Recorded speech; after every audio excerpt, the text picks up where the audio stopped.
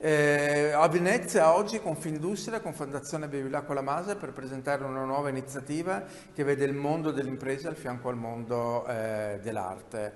8 artisti, 6 aziende che da qui al 2024 collaboreranno in un progetto per una creazione artistica,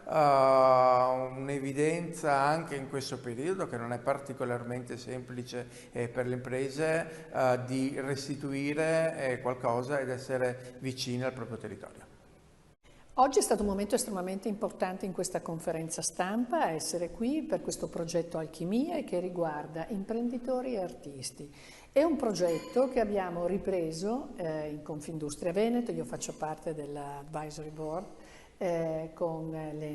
la delega all'inclusione e alla cultura sociale e l'abbiamo ripreso riportandolo a galla, un progetto che è già stato fatto 3 volte nel 2014 con la Regione Veneto, proprio per poter valorizzare e rimettere al centro della scena la fabbrica e la cultura.